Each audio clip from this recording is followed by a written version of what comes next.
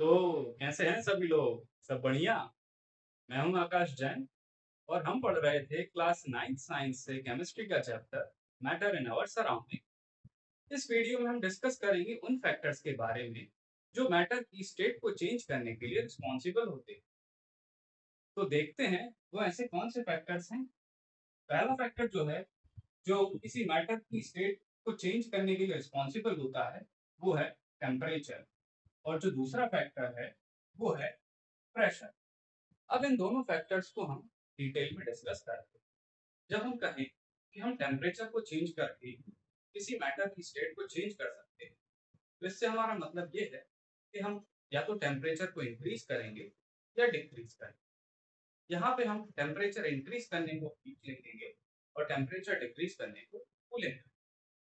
तो अब देखते हैं कि इफेक्ट ऑफ टेम्परेचर क्या होता है किसी मैटर की स्टेट को चेंज करने। तो पहला जो हम स्टेटमेंट ले रहे हैं, इसमें हमने लिया है कि जब हम किसी सॉलिड को हीट करते हैं, तब वो सॉलिड कन्वर्ट उसकी स्टेट चेंज होके वो लिक्विड स्टेट में आ जाता है। ऐसी प्रोसेस जिसमें किसी सॉलिड को हीट देने पर वो लिक्विड स्टेट में आ जाए, इस प्रोसेस को कहते हैं फ्यूजन या फिर मेल्टिंग। दूसरी प्रोसेस पर हम आते हैं जिसमें किसी लिक्विड को हम कूल करके सॉलिड फॉर्म। ऐसी प्रोसेस जिसमें किसी लिक्विड का टेम्परेचर डिक्रीज करके उसको सॉलिड स्टेट में कन्वर्ट किया जाए, ऐसी प्रोसेस को हम सॉलिडिफिकेशन या फिर फ्रीजिंग करते हैं। थर्ड प्रोसेस पे आते हैं इसमें लिक्विड को हीट देकर गैस में कन्वर्ट किया जाए। तो ऐसी प्रोसेस जिसमें किसी स्टेट ऑफ मैटर की लिक्विड स्टेट को हीट देकर या टेम्परेचर इंक्रीज करके गैसियस स्टेट में कन्वर्ट किया जाए, ऐसी प्रोसेस को हम वेपराइजेशन या फिर बॉइलिंग कहते हैं। अब फोर्थ स्टेट पर आते हैं। इसमें हमने देखा कि किसी मैटर की गैसियस स्टेट को हम कूल कर लिक्विड स्टेट में ला। तो ऐसी प्रोसेस जिसमें गैसियस स्टेट को टेम्परेचर डिक्रीज करके हम लिक्विड स्टेट में कन्वर्ट कर सकते हैं, ऐसी प्रोसेस को हम कहेंगे कंडेंसेशन। नेक्स्ट प्रोसेस है जिसमें सॉलिड स्टेट को हीट करके डायरेक्टली गैसियस स्टेट में हम ले जा रहे हैं।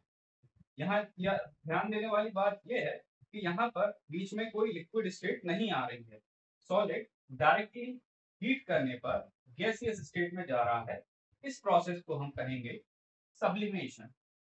और लास्ट प्रोसेस जो है, इसमें हम गैसियस स्टेट को कूल करके डायरेक्टली सॉलिड स्टेट में कन्वर्ट करेंगे। तो ऐसी प्रोसेस जिसमें कोई गैसियस स्टेट कूल करने पर डायरेक्टली सॉलिड स्टेट में कन्वर्ट हो रही हो, इस प्रोसेस को हम कहेंगे डिपोजिशन। अब हम इफेक्ट ऑफ टेम्परेचर को एक डायग्राम की हेल्प से समझते हैं। इस डायग्राम को हम कहेंगे inter conversation of states of matter. तो डायग्राम हमारा सिंपल है। इसमें हमने सारी प्रोसेसेस को डायग्रामेटिकली शो किया है। जैसे कि सॉलिड को जब हम हीट करते हैं तो वो कन्वर्ट होता है लिक्विड में। इस प्रोसेस को हमने नाम दिया है फ्यूजन। अगेन जब लिक्विड को हम कूल करते हैं और सॉलिड फॉर्म करते हैं, इस प्रोसेस को हमने नाम दिया है सॉलिडिफिकेशन। अब यहाँ आते हैं कि लिक्विड को जब हम हीट करते हैं तो वो कन्वर्ट होता है गैस में। इस प्रोसेस को हमने नाम दिया है वेपराइजेशन। गैस को जब हम कूल करके लिक्विड फॉर्म करते हैं, इस प्रोसेस को हमने नाम दिया है condensation.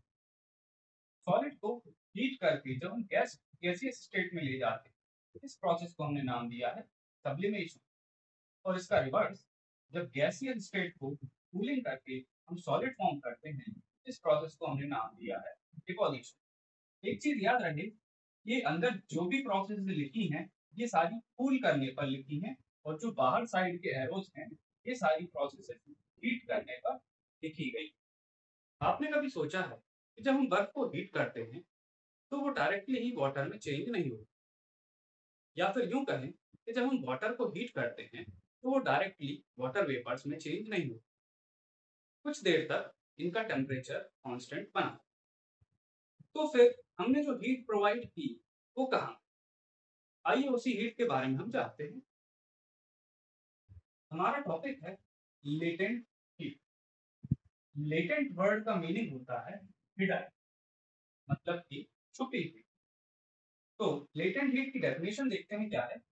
The heat required in changing the state by overcoming the forces of attraction between the particles without change in temperature of the substance। कहने का मतलब ये है, वो अमाउंट ऑफ हीट जो कि हम किसी सब्सटेंस को देते हैं ताकि उस सब्सटेंस के पार्टिकल्स के बीच के जो फोर्स ऑफ अट्रैक्शन है उनको हम ओवरकम करके उस सब्सटेंस की स्टेट को चेंज कर सकें, वो हीट कहलाती है लेटेंट हीट। अब बात आती है कि लेटेंट हीट कितने टाइप्स की होती है।